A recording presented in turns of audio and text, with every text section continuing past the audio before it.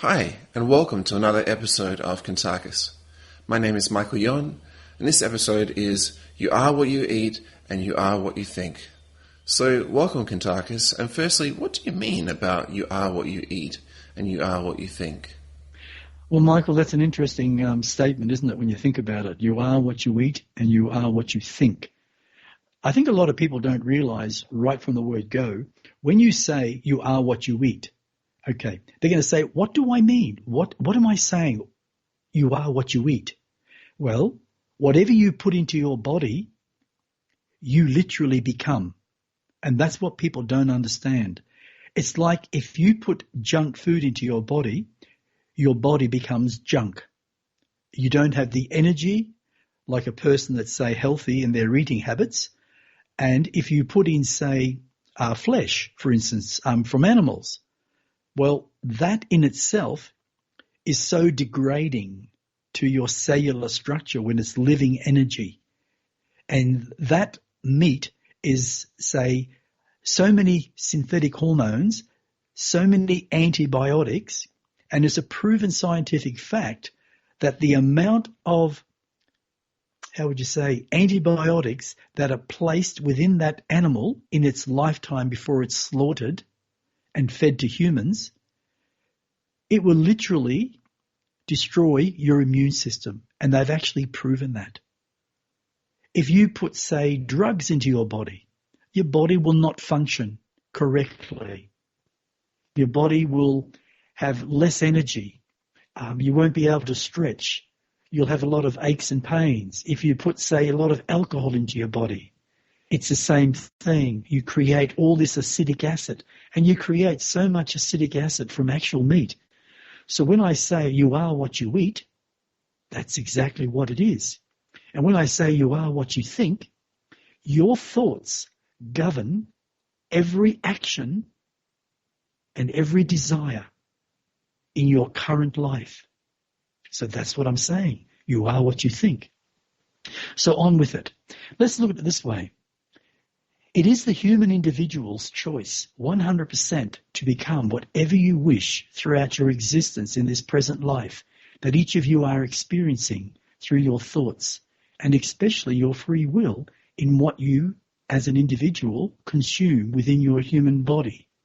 Most human beings do not fully understand that it is vital to watch and be aware what you each think and what you each consume. For what you think, you will eventually become, and what you eat, you will also become.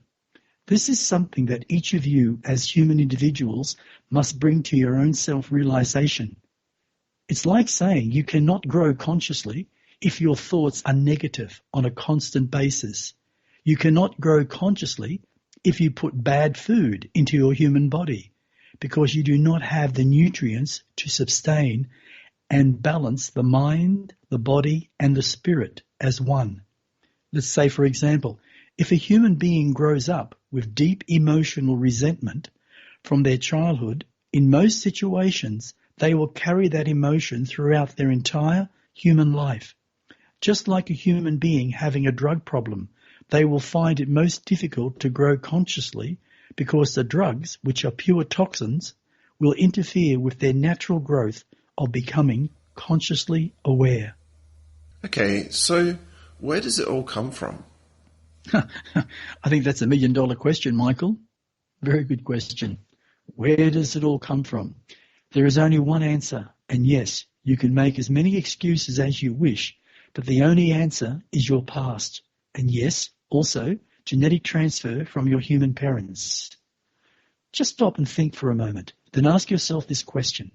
Be honest from your heart, because only through an honest heart can the truth manifest itself in its totality. It is the love from your heart that is pure. And so ask from your heart, why do I believe what I believe today? You will come up with many answers. You may say, society, experiences of life. That's how it is. That's what I am. These are all very valid answers. But the real reason why you think what you think today and what you consume on a daily basis goes back even before you were born. When you were conceived within your mother's womb, and as you grew, you also experienced every single emotion and experience your mother did, whether painful or loving. If your human mother and your human father put bad foods, liquids into their bodies, along with bad thoughts being negative and painful, then the body which you were born into will also have encoded within its own genetics the same emotions, the same experiences, and in most, the same physical effects of the food which was consumed by your human parents. Because your human body was created from theirs. That encoding has laid out what you will think throughout your human life and what you will eat throughout your human life. Because the human body is made up of over 4 quadrillion cells of living energy, which act like little computers, storing information which will be activated throughout your human life, depending on your own personal experiences at different times. Can that be altered, changed? Absolutely 100%, Michael. But beyond that, many will say, no, that is not true. I am an individual, I am myself. But if you look back into the past and go back and look at your human parents, their habits, their way of life, the way they think, what they eat, 85% of the time you will find that you have certain habits that represent their genetics. I'm not saying it's negative or positive. What I am saying, every human being is encoded from the moment of conception. Now, if you come from a negative family where there was nothing but violence, no love, complete misery, unhappiness, no joy, then you will bring that same negativity forth as you mature throughout your human life. That will create circumstances in your human life because everything in this universe is created by the power of thought. Everything in this universe is magnetic energy, and how you, as a human being or an individual, use that energy depends on you personally. So it is vital to your conscious growth as a spirit being, which is living and experiencing a physical existence. So what you express through your thoughts, whether negative or positive, creates your human life and your children's lives and their children's lives. I know some of you now will be saying that it's not possible. It is the truth. But you cannot hold anger towards your mother or your father because they would have possibly felt the same. So the power of knowing, the power of changing, only starts with the individual. So who do we each blame? You ever heard of the word like, well, let's put it this way.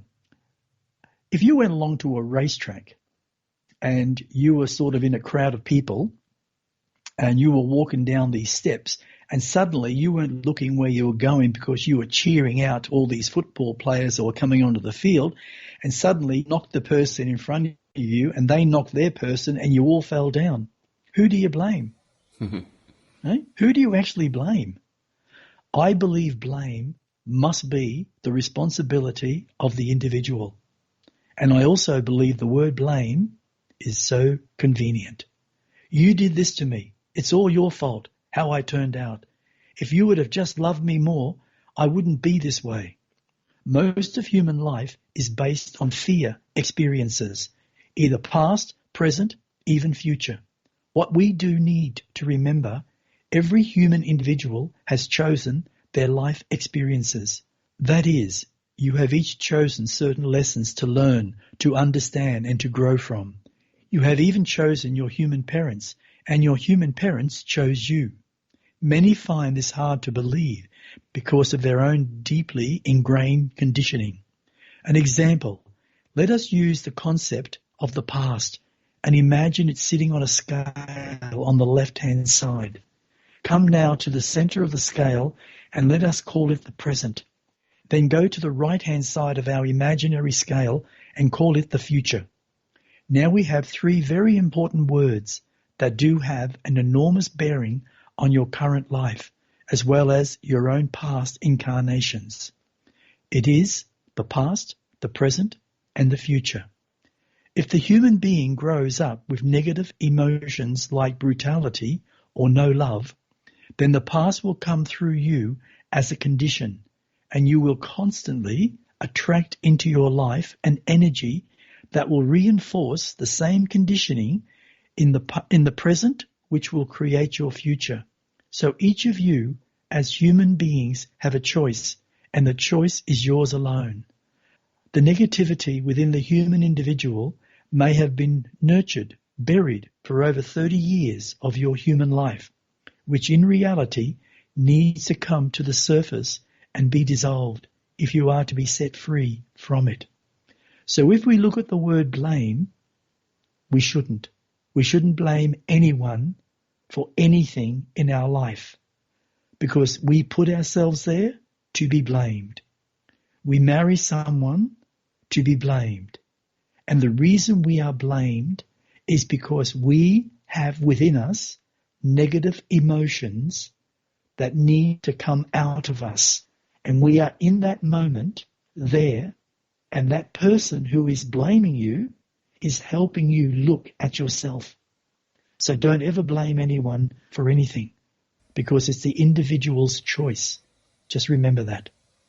So how would one break free? Well, there again, it all starts with your thoughts. Thoughts are very personal. Even, say, especially the foods that are consumed. They're personal, what we enjoy consuming. Learning to be honest in how you feel about yourself, even the society that you live within. Be conscious with who you are friends with. Don't be scared or frightened to be in your own personal space when you are alone. That's when you begin to discover, in truth, who you are. Then learn to forgive yourself and especially others. Everything that is within the third dimensional world of matter is in fact an illusion. A very good one, but still an illusion. All created from emotion, be it negative or positive, so we can learn the lessons. In reality, Michael, we are divinity within itself, but we've lost the connection to that divinity. And we now simply work on logic, the human brain. And that's not an issue. But what we need to understand is that we have a mind that is separate from the human brain. And all the knowledge that comes into the mind comes from the soul. And that's where pure intelligence exists. So, the Earth is the greatest planet for schooling and learning that exists in this universe. And this universe is one of trillions.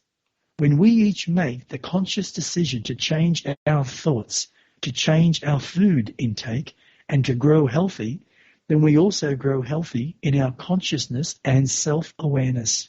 We grow beyond negative emotion, because emotion is only based on the past. Your brain inside your physical body only remembers the past, whether it be negative or positive.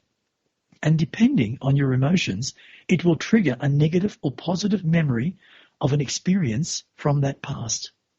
That triggered memory creates your present and subsequently your future. When you face yourself and defeat the negative chatter, insecurities and doubts which have plagued you all your life, you will have faced your greatest enemy. For the enemy is not outside of you. It is within you. And it is you, your emotions. Each time you have a thought and it is negative, recognize what you are feeling emotionally, whether it be towards another or yourself, because you cannot blame, the word blame, another.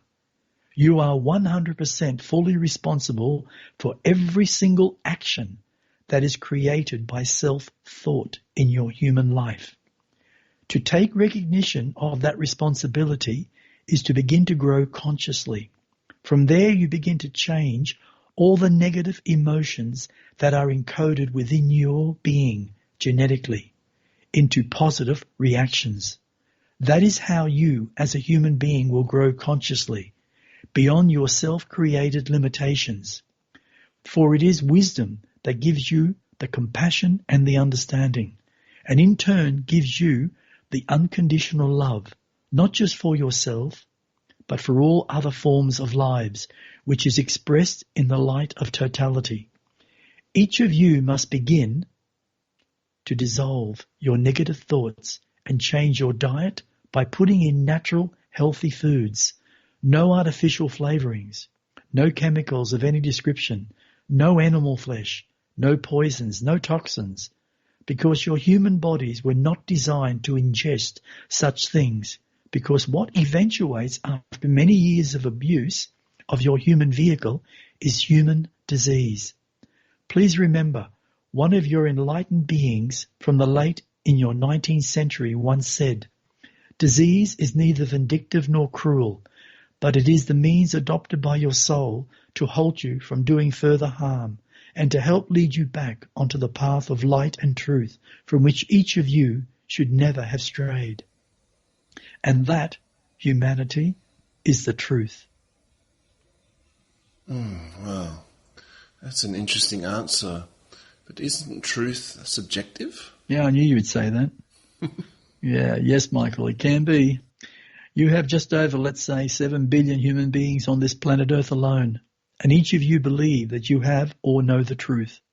But in reality, if you open your heart and your mind beyond the limitations of your third-dimensional matter world, you will discover that it is only an idea of what truth is, which is created by many human thoughts over many lifetimes and documented on your pieces of paper in your human history to be accepted as the truth. Knowing humanity's past, that all human beings tend to change what the original truth was from when it first began. If you wish to discover real truth, total truth, which is a pure state of being and which is ever-changing, being unconditional and unbiased, then stop the chatter in your human brain and halt the thoughts in your physical world by going quiet in your mind. If you persist with this long enough through your meditations, you will discover a voice within you, a void, an emptiness, a nothingness that is so silent you will have a self-realization of the light that is within you. Now, each of you have the connection of this light, which is the totality of creation, being living energy. It is there waiting for you to achieve self-realization. It is your choice and your choice alone to take and follow that path. There is no one on this planet in this moment of life that can claim to give you the total truth, but only to give you the guidance to discover that total truth. You will come to that realization through the power of your own thoughts by purifying the human vehicle that you live within. You will become a living example of a human conscious being which is capable of going beyond the third-dimensional world of matter, which in its present state is complete chaos. You have more wars and conflict on your planet Earth because of thoughts being projected constantly, even through religions, because of political views. So it comes back again to free will. If you can see it in your mind through your imagination, you can create it. That is how powerful thoughts are, because it is living energy. But you cannot go beyond your level of thinking if you constantly feel insecure and relive the pain of your past over and over and over again. You must be willing to step beyond it, step beyond the limitations that you have created out of self-fear. Your human word fear is just another form of energy which can be dissolved within an instant. If you wake up from your human sleep feeling angry, feeling annoyed, you will normally have a very annoying day. But if for a moment you can stop that emotion of negativity and say to yourself, no, I actually feel good. I actually feel strong. I allow my anger to be dissolved into the nothingness from which it came, my past, and I learn to forgive my past and forgive others that I have hurt or who have hurt me throughout my entire life. I grow beyond that pain. That in itself is a great healing. Just think, if all human beings could stop for one moment on their planet Earth, all at the same moment, and see in your mind's eye all your negativity, all your hatred, all the emotions that you have grown up with, which come from the negative experiences, and then recognize what you have done by dissolving it back into that nothingness with the power of love in your hearts. And then project this love all around the planet Earth and within her. Your thoughts alone can heal the earth in an instant. Your thoughts alone can heal all the pain, the misery and famine.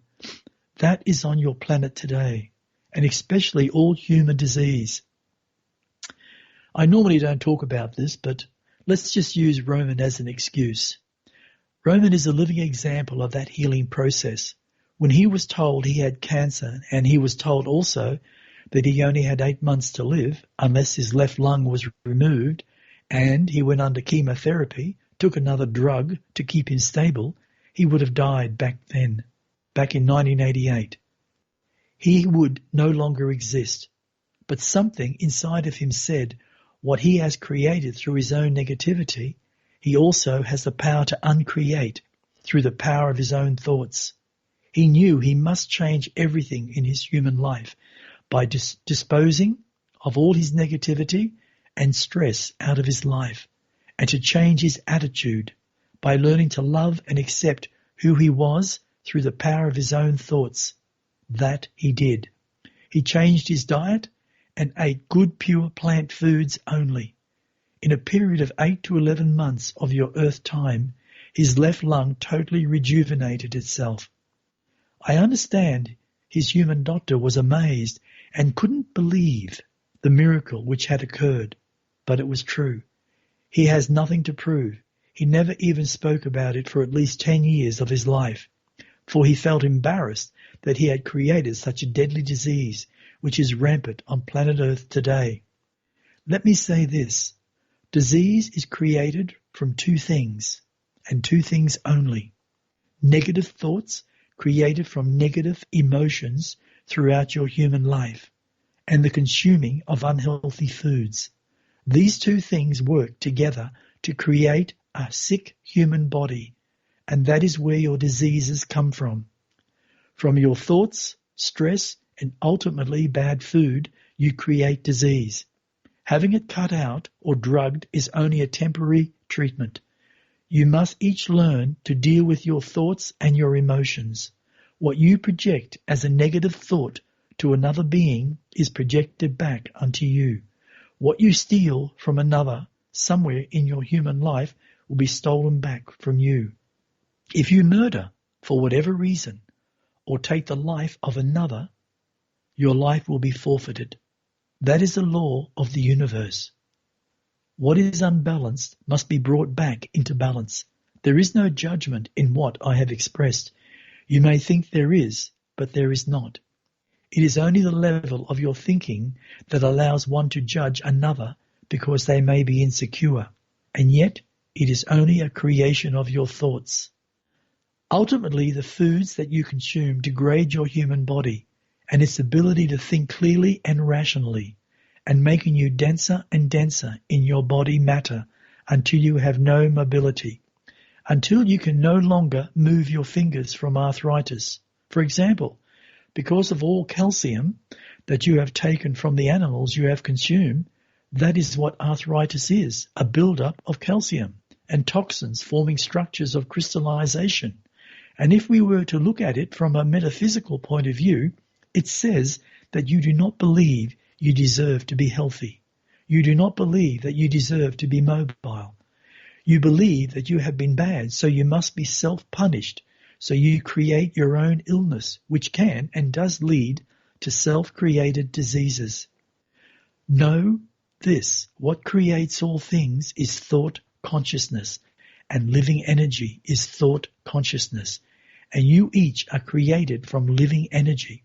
So if that is the truth, then you as all humanity are in fact thought conscious beings, and only you as an individual can command your own reality, your own destiny. So, Kuntarkis, I know that you've kind of covered this a few times already, but I just want to ask you again, When I notice myself having a negative thought, what should I do? Okay. When you have a negative thought in that moment is the most precious thing in your life, because what it's doing in that moment is giving you the ability to change it. So when you think of, say, God, I can't stand this guy Kuntarkis, that's the moment. I might use myself as an example, but that's the moment that you can say, well, why? What is it about that person that is creating this negative thought in my mind, in my brain? And what you will find in most situations, it's not another person. It's actually you. There is something about you. So if you can turn around in that moment and say, hang on, I don't really have a negative thought about that. I think it's me. And it's me that I need to change. So I now squash that thought and I let it dissolve into a nothingness because I no longer need it. It depends on the circumstances. It depends on the thought, how you're going to change it. You might be walking down the street and you might cross the road and, there's no crossing, but you just suddenly cross it and the car puts its brakes on and nearly hits you. And the guy turns around and says, you stupid idiot. And you give him the finger, right? Or you tell him off or swear at him or yell at him, even abuse him verbally. Well, when you get across the road so you're safe, stop and think about why you did that. Why did I cross the road when there was no crossing, no lights? I didn't even look to see if a car was coming. And yet that person saved my life because he stopped or she stopped. So what made me do it? Was it frustration? Was it because I was late for an appointment? Or was it just because I thought I was just simply ignorant or arrogant enough to make that car stop? Do you see what I'm trying to say, how I'm trying to follow that question and that answer? Yeah. You catch your thinking at the spot. Absolutely. Catch your thinking. That's a good phrase. Catch your thinking at the spot. And if you can do that every single time or not react to something, you've actually stepped forward. Because thoughts, as I said many times, thoughts are very, very powerful, be it negative or positive ones. And sometimes we really have to try and squash our negative thoughts by putting something in front of it in a positive way. You might say you went down the stairs and you stood on a nail. And you might have a family up inside, right? Like you might have some kids and a wife, but you went down these stairs and you stood on a nail that was in a bit of timber. You didn't see it. Yet you put it there, you forgot to take it. So, you'll scream and yell and swear and you'll try to blame everybody else and you'll try to say, oh, probably one of the kids left it here, and you'll abuse them. But in reality, it had nothing to do with them. Your emotions have got nothing to do with what those kids may be about, or that husband may be about. It's actually you. So, and also the other good part about it is you actually saved one of your children or your wife from standing on it. You took it in. You took the pain. And that's a good, positive thing. So, pull the nail out, put some disinfectant on it, or go and get a needle, so you don't get whatever you're supposed to get. Look at things as a positive outcome, not a negative outcome. And even my son, JC, who turns 6 in August, he teaches me all the time. And it's very important that we understand that we can learn from anyone. It doesn't matter who they are. And that's like when we put something into our mouth that's really bad for us, like, alcohol. Alcohol's bad. It's not good. It's rubbish. It's totally negative. When we put meats into our body, it's poison, toxic, bad stuff. And it literally prevents us. Those types of foods prevent us from growing stronger in our mind. It keeps us locked into a certain way of thinking. It holds us back. I was going to ask, my next question was going to be about meat. I was going to ask if you would talk about the energy of it, the actual energy of meat. And also, could you share that quote that Jesus said about eating of the dead? I'll do that first. Yes. Yeah. Way back when Jesus was around about, say, 26, 27 in his physical life as Jesus. Originally his name was Jesus. His mother gave him the name Jesus, which means bright star. And then it was changed to Jesus, which means divine being. So, I'm not sure how you work that one out. I like Jesus personally. But the thing about energy, Jesus always stated, if you eat of the flesh, you become the living dead. And it's strange for a being like him 2,000 years ago to actually state those words. It really is. That's why I know that Jesus was not of what they say he was. He was an alien being from another world. That is 100% true. I don't care what anyone says. It's the truth. And I know that.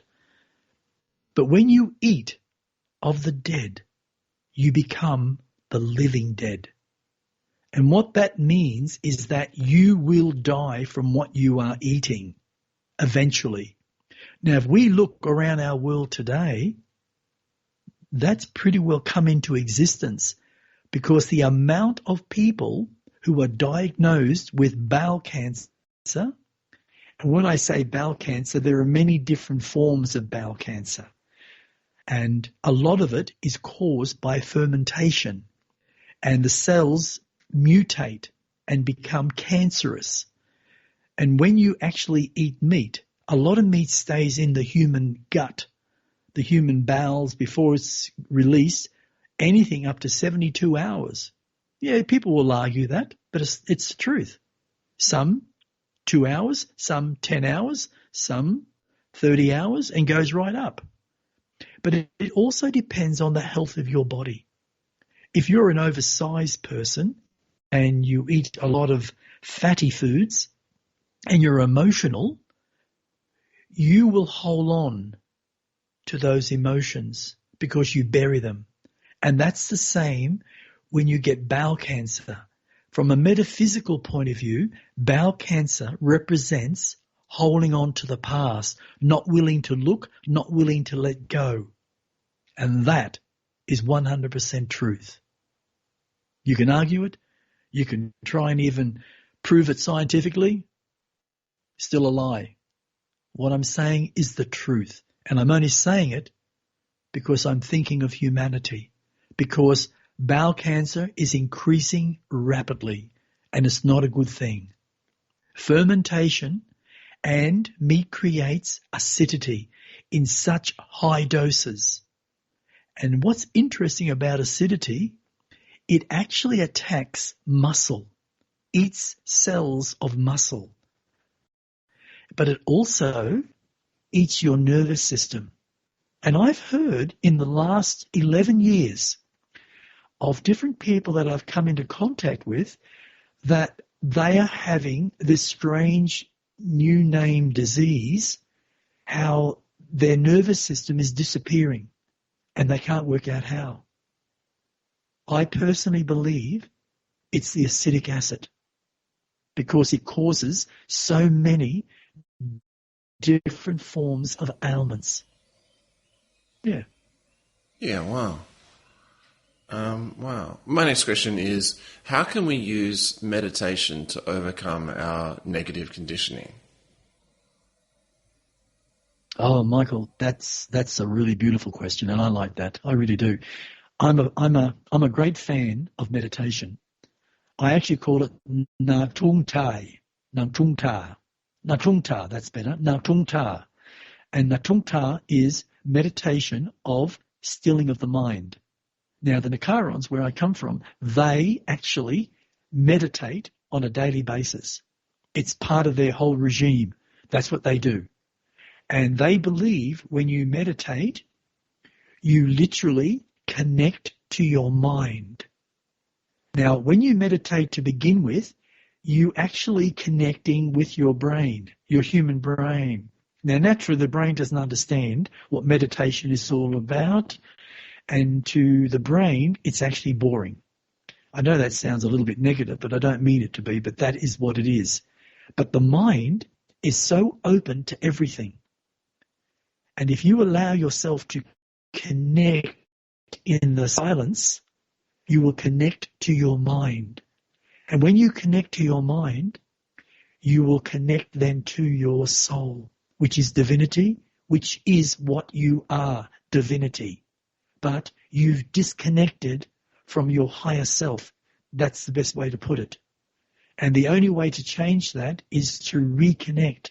And when you reconnect, you will start to find that your life will be less stressful, less painful, more enjoyable, more happy, more balanced, and you'll even create, how would you say, better finances in your life. And that's up to you. But there are so many different forms of meditation. You have to pick what is best for you. I used to, long time ago, I used to have a mantra, and I used to say these simple words, and I used to do it over and over and over and over again. And I would simply say, I am light, I am light, I am light, I am light. And I would repeat that 1,000 times in that meditation. And what I found, and I mean this, what I found, I actually stopped the chatter. The brain shut up its thoughts because it didn't know what to do. But then I connected to something that was so blissful, which was my mind.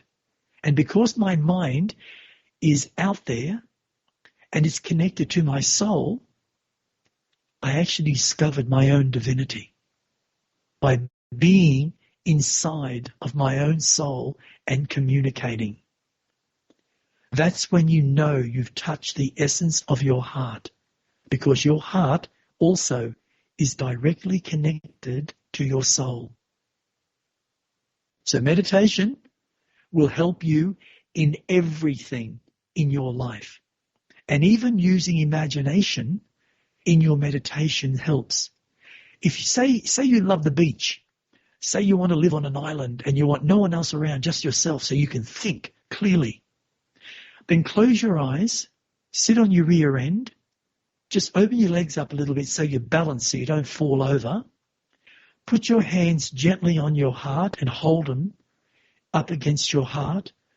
Then in your imagination, visualize this beautiful small island that has tremendous palm trees and coconuts, beautiful white sandy beaches, and you can hear the water just hitting the beach.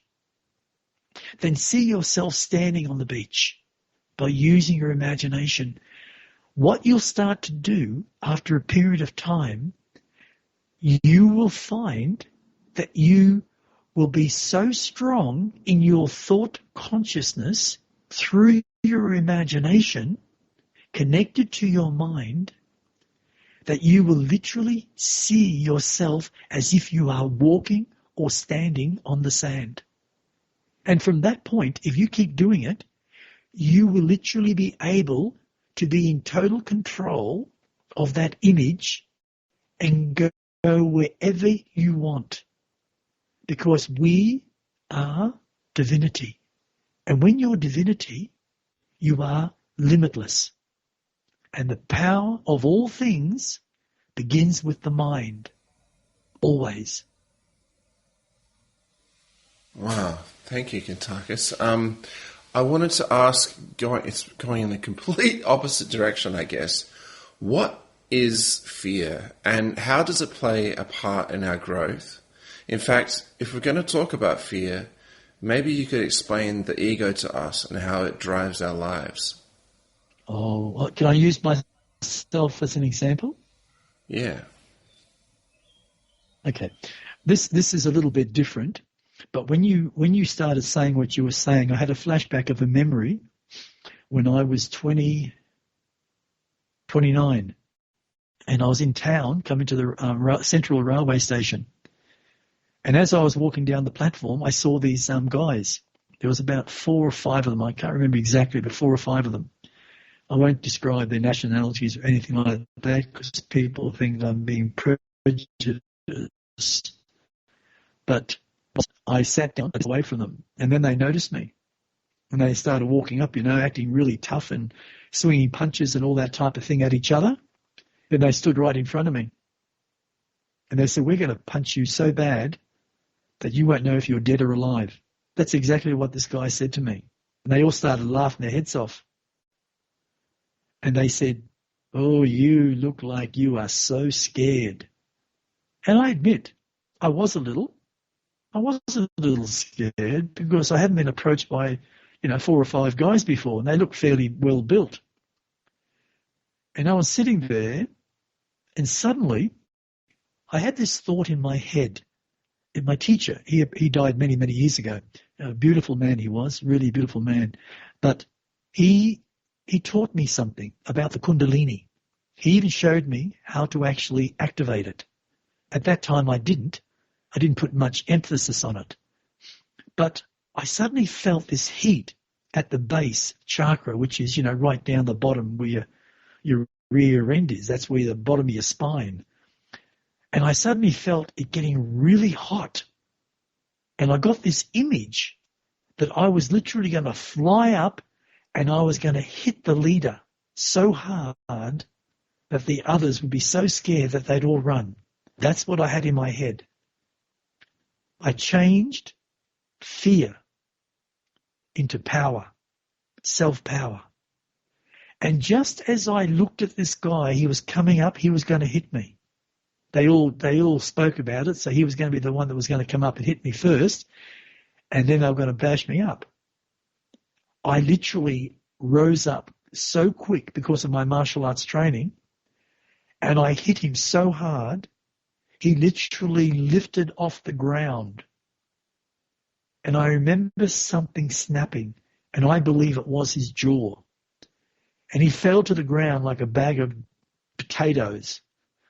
And they all stood there looking at me. Then they looked at each other, and I stood there in a very powerful position.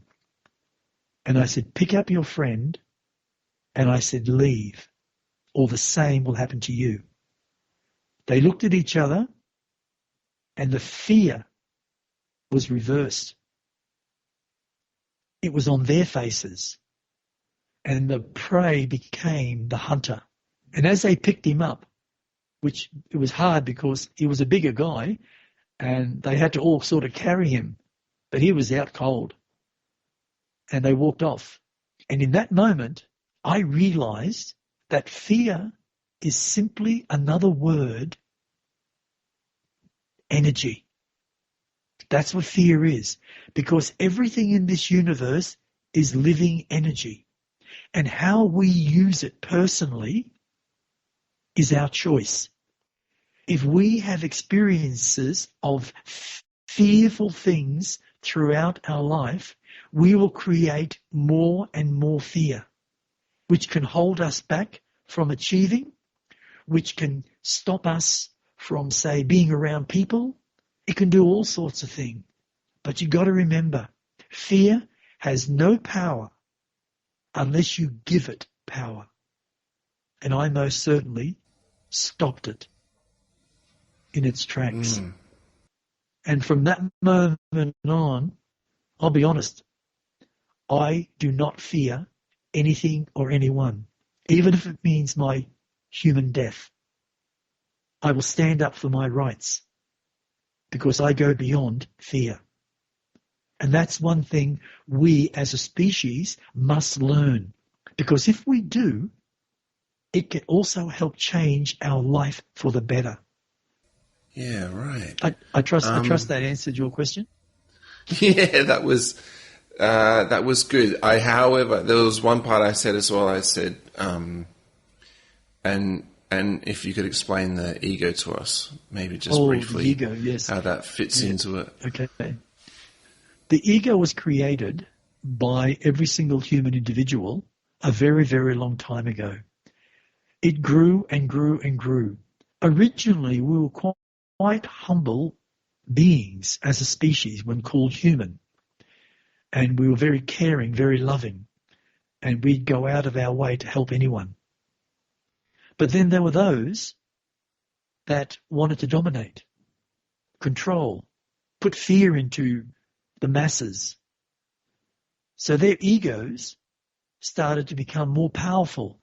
And then they used the soldiers to hold everyone around, keep them locked down, keep them from doing anything, even murdering them. So ego manifested itself in the dominators first, and then it spread amongst the masses.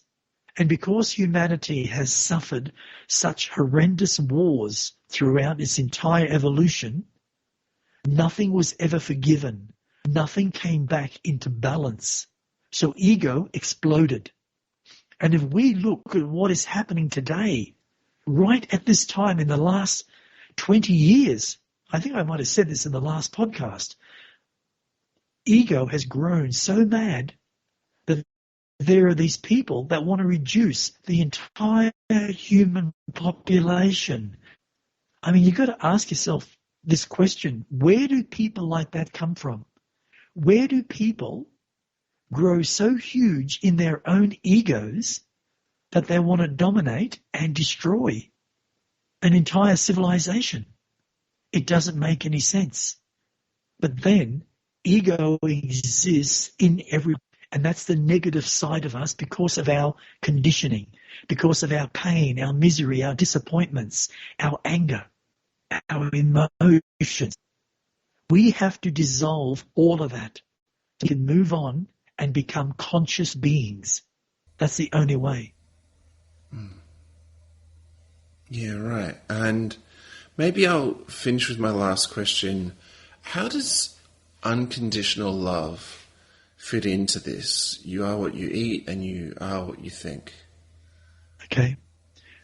Let me put it this way. Let's use a double-edged sword. If we have, say, the evil on one side and the love on the other, we're balancing.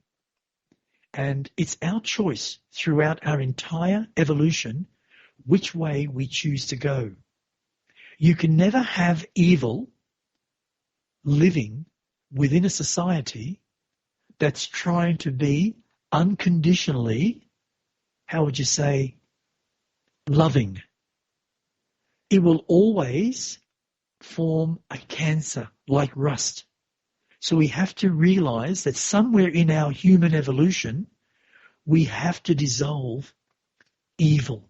And yes, it's got to be eradicated. That's the only way that you can change a species' evolution. You can't have it living amongst you. And like an example, for instance, you get a pedophile who continually commits such horrendous crimes against children and destroys their lives completely, especially emotionally. Then they go to prison. Maybe 5 years, 10 years, if they're lucky. Then they're left out. But have a guess where they put them. They put them into a neighbourhood that's full of children. That's what the government is doing, especially in Australia. And the police monitor them to make sure that no one harms them. And yet they're the evil, because that's what they are. So when you say the difference between, say, unconditional love and, say, evil, the evil's got to be destroyed and balanced within every single one of us. And unconditional love will transform us back to our divinity, into our mind, to our soul. And that's so important. That's our Saviour. It is our Saviour, Michael, knowing our heart and finding the balance of unconditional love within it. Yeah. Well, thank you so much, Kuntarkis, for all that you've shared. You're very welcome, Michael. And this concludes another episode of Kuntarkis. If you want to find out more about Kuntarkis, his website is etcconsciousness.com. That includes his books that are on there. And if you have any questions or any reason to contact us, you can find us at Kuntarkis, the Facebook page, or you can email kuntarkis@gmail.com. That's it for now. Thanks so much for listening. My name is Michael Yon, and stay tuned for more.